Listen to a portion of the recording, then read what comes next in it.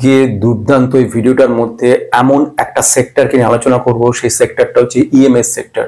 EMS sector কিন্তু আস্তে আস্তে ইমপ্রুভ করছে। চায়না যেখানে আগে প্রায় 20% কাছাকাছি ইউএসএ তে এক্সপোর্ট করতো ইএমএস, সেইখানে ইন্ডিয়া করতো 1.17%। এখন সেই জায়গাটা পুরো মোড় ঘুরতে চলেছে। প্লাস ইউএসএ তে এই ইএমএস সেক্টর কোম্পানিটার নিজস্ব ম্যানুফ্যাকচারিং প্ল্যান্ট রয়েছে এবং ইউএসএ থেকে 58% বেশি রেভিনিউ অলরেডি তারা ক্যাপচার করছে এবং উঠে পড়ে লেগেছে আরো বেটার ভাবে কাজ করার। ইউএসএ থেকে সমস্ত অর্ডার এখন চায়না থেকে মুখ ঘুরিয়ে চলে আসছে ইন্ডিয়া দিয়ে, কারণ চায়নায় 245% রিটার্ন, 235% ট্যারিফ চার্জ করেছে। সেই জন্য ইন্ডিয়াকে কিন্তু এবং ইন্ডিয়ার ইএমএস সেক্টরে এই স্টকটা কিন্তু দুর্দান্ত জায়গা রাখতে পারে। অথচ সবথেকে বড় যে কথাটা বলা সেটা হচ্ছে this videos only for education purpose. আমি শুধু স্কোপগুলোর কথা বলছি, তার মানে কোনো মতেই কিন্তু কোনো বাই অর সেল রেকমেন্ডেশন নয়। এবং নট অনলি দ্যাট, এছাড়া পাস্ট রিটার্ন দিচ্ছে মানে ফিউচার রিটার্ন নয়। পাস্টের স্টকটা দুর্দান্ত করেছে মানে ভবিষ্যতে করবে মানে নেই। স্মল ক্যাপ মানেই সে দুর্দান্ত করবে এমন মানে নেই। তোমরা নিজেরা অ্যানালাইসিস করে নেবে। আজকে আরো বিষয় বলবো, সেটা হচ্ছে স্টক মার্কেট কিছু আপডেট নিয়ে আসছি, সেগুলো তোমাদের সঙ্গে শেয়ার করে নেবো।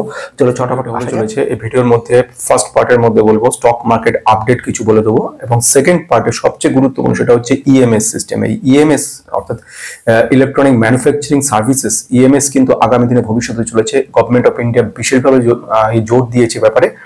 কিন্তু এসবের থেকে আরেকটা বড় ব্যাপার সেটা হচ্ছে mister Donald Trump US president যে ধরনের ট্যারিফ চায়নার উপর চাপিয়েছে, সেক্ষেত্রে এমন ধরনের কোন স্টককে যদি খুঁজে বের করা যায় যে স্টকটা কিন্তু অপরচুনিটি প্রচুর রয়েছে, যেটা ইউএসএ তে অবস্থিত এবং ইন্ডিয়াতেও অবস্থিত, যেখানে ম্যানুফ্যাকচারিং প্ল্যান্ট রয়েছে ইউএসএ তে, এবং যে কারণের জন্য চায়না থেকে শিফট করে যাচ্ছে। মানে আমি যদি লাস্ট ইয়ারও দেখি 20% এক্সপোর্ট করেছে ইএমএস সেক্টরে চায়না, সেই জায়গাটার তুলনায় যদি ইন্ডিয়া দেখি 1.67%-এর কাছাকাছি কিন্তু এক্সপোর্ট করেছে ইন্ডিয়া।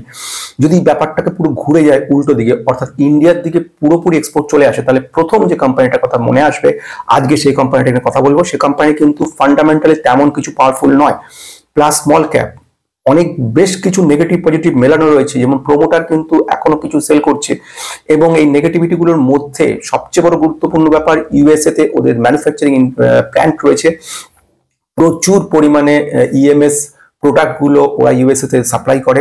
ফলে যখনই ইন্ডিয়ার ডাক পড়বে ফার্স্ট ওরা গিয়ে উপস্থিত হবে এবং সেখানে দেওয়া শুরু করবে। অলরেডি কাজ ওরা কিন্তু শুরু করে দিয়েছে।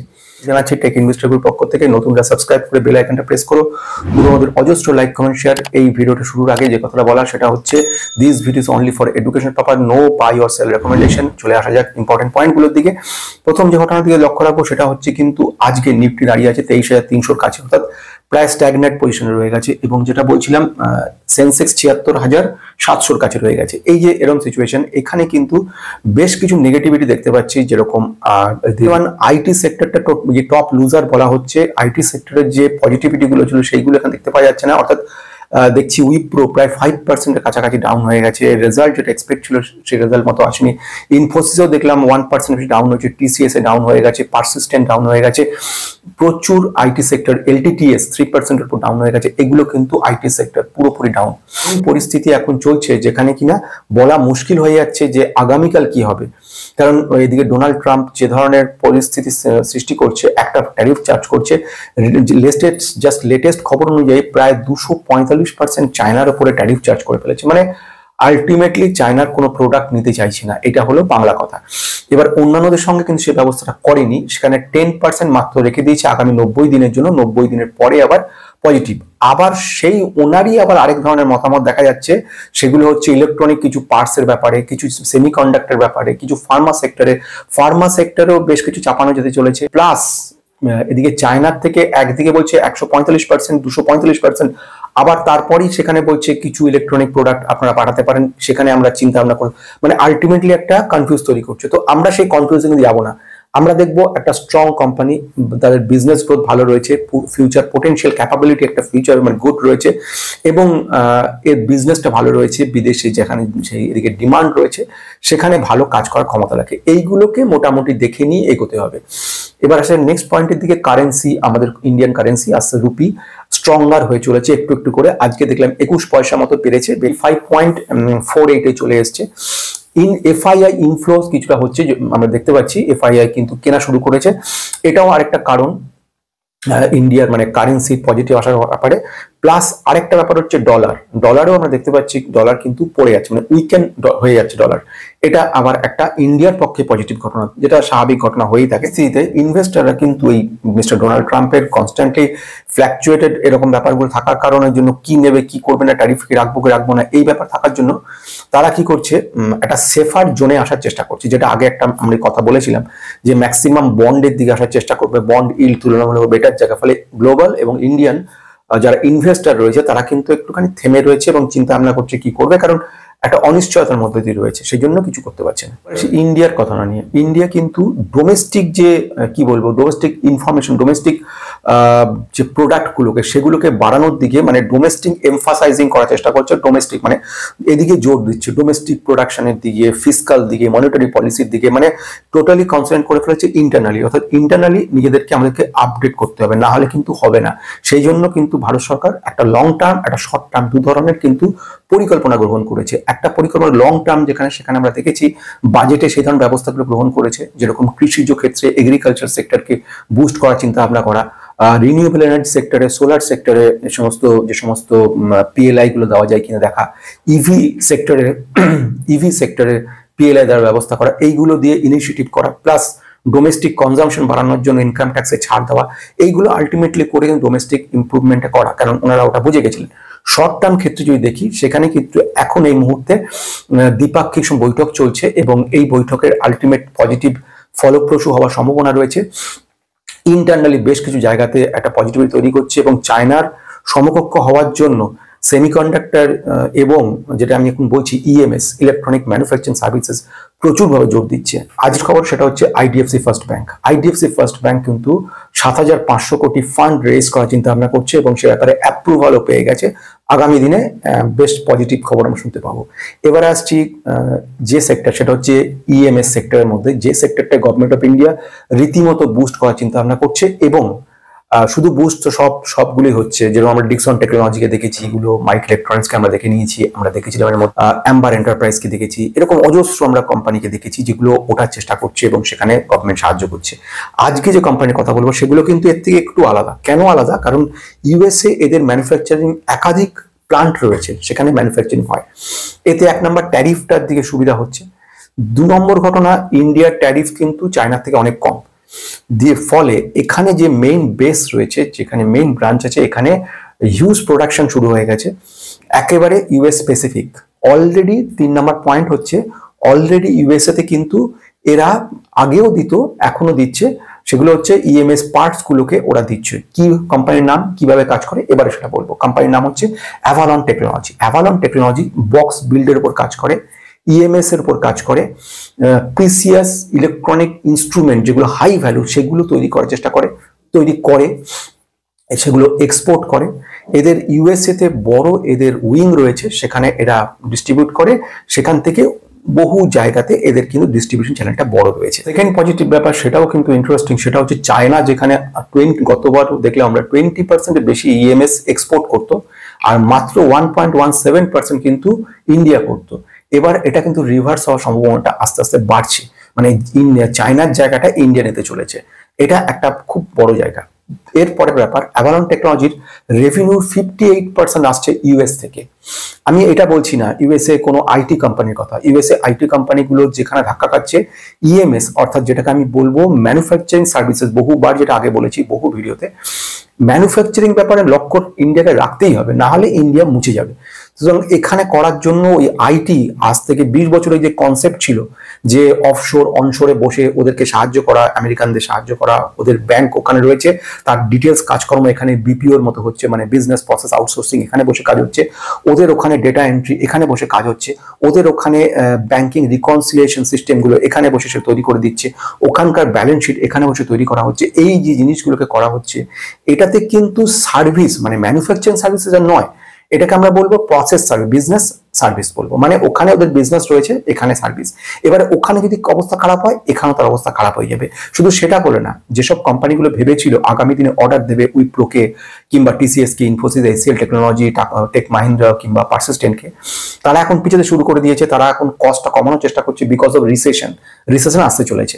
তাহলে এই কারণের জন্য তারা কিন্তু আর ইন্ডিয়া মুখে হচ্ছে না, বা ইন্ডিয়ার কোম্পানিগুলো অর্ডার দিচ্ছে না, দিলেও অর্ডারটাকে ডিলে করাচ্ছে, বলছে এখন না পরে। ফলে অনেক প্রফিট কিন্তু আটকে রয়েছে, পাইনি, কারণ ওদের ইনভেস্টররা যারা রয়েছে তাদের বিশ্বাস কমে আসছে এবং রিসেশন আসছে, এই ভয়টা ওদের মধ্যে কিন্তু প্রচুরভাবে জমা পড়ছে। ওরা টাকাটাকে কিন্তু আটকানোর চেষ্টা করছে, খরচ খরচা কমানোর চেষ্টা করছে। এটা কিন্তু এখন থেকেই হচ্ছে। এই জায়গাতে ম্যানুফ্যাকচারিং সার্ভিসটা কিন্তু সেই জায়গায় নেই। কেন নেই? একটা কোম্পানির ব্যাংকিং সলিউশন সেটা ইন্ডিয়ায় বসে সলভ না করে ওদের দেশে যে সমস্ত যেখানে লোক নেই, মানে লোক রয়েছে কিন্তু কাজের অভাব রয়েছে, সেখানে কিন্তু ওরা ওখানে বসে ওরা কাজ করতে পারে। ফলে এসিএল টেকনোলজি এই দেশ থেকে লোক ওদের দেশে নিয়ে যাওয়ার দরকার নেই, ওখানেই আমেরিকানরা বসে কাজগুলো করতে পারবে। কিন্তু ম্যানুফ্যাকচারিং ইন্ডাস্ট্রি কিন্তু সেটা নয়। ম্যানুফ্যাকচারিং ইন্ডাস্ট্রিজ তৈরি করতে গেলে প্রচুর খরচ খরচা, আর 2 নম্বর হচ্ছে সেই যে টেকনোলজি সেটা কিন্তু সবাই জানে না। আমেরিকাকে আমরা অনেক উন্নত বলবো, কিন্তু সব টেকনোলজি তারা জানে না, তাহলে আজকে এই ইনফ্লেশন বা রিসেশনের মতো প্রবলেমে তারা পড়তো না। তাহলে এটা বোঝা যাচ্ছে। এইবারে ইন্ডিয়ার এই যে প্রিসিয়াস হাই ভ্যালু ইনস্ট্রুমেন্টগুলো বা ইলেকট্রনিক ম্যানুফ্যাকচারিং যে প্রোডাক্টগুলো, সেসব প্রোডাক্টগুলো যখন ওদের দেশে যাচ্ছে, ওরা কিন্তু অল্টারনেটিভ খুঁজছে না যে আমাদের কোনো কোম্পানি খুঁজে সেই কোম্পানি এগুলো দেবে, ফলে এই কোম্পানিকে বিদায় করবো, সেটা করে না। কারণ করতে পারে, সেটা করতে গেলে এখন কয়েক বছর সময় লাগবে সেটা, কারণ সেই সিচুয়েশন বা সেখানকার যে আর্থিক অবস্থা বা সেখানকার লেবার কস্ট অনেক বেশি ইন্ডিয়ার থেকে, সেই জন্য ওরা ওই জায়গাটা যাচ্ছে না। বা গেলেও, যেটা আমি আগে বলছিলাম, একটা আইফোন যদি চায়নায় তৈরি না করে যদি আমেরিকা তৈরি করতো, ওরা নিজেরাই বলছে সেটা প্রায় 2 লক্ষ টাকার কাছাকাছি তৈরি দাম পড়তো। 65,000 দাম কোথায়, কত 2 লক্ষ টাকা দাম কত ইন্ডিয়ান রুপিতে আমি বলছি। তাহলে বোঝা যাচ্ছে কত বেশি কষ্ট হতো। সেই জন্য ওই রাস্তায় যাবে না, গেলে আরো খারাপ অবস্থা আমেরিকার হয়ে যাবে।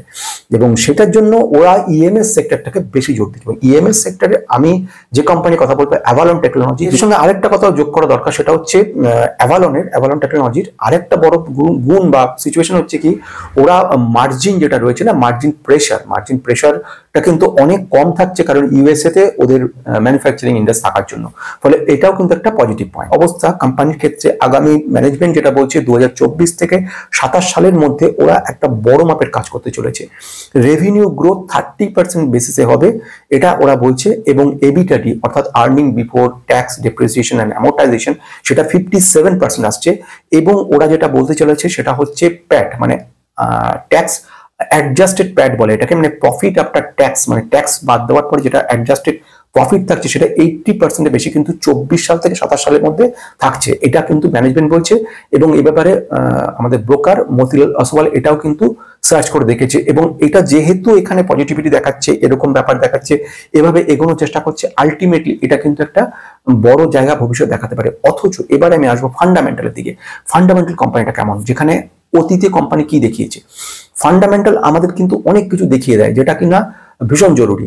মার্কেট ক্যাপ 5,500 রয়েছে এবং কাজকর্ম যেটা করছে বিজনেসটা, সে বিজনেস হচ্ছে বক্স বিল্ড, ইএমএস এর উপর কাজকর্ম করে, high value precision electronic instrument যেগুলো বলার। পি রয়েছে 118, ভেরি হাই পি রয়েছে।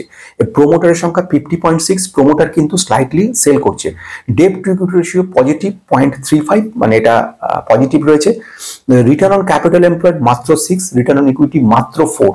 এগুলো কিন্তু পাস্ট আমাদেরকে রিটার্ন খুব একটা ভালো হয়নি সেটা দেখাচ্ছে।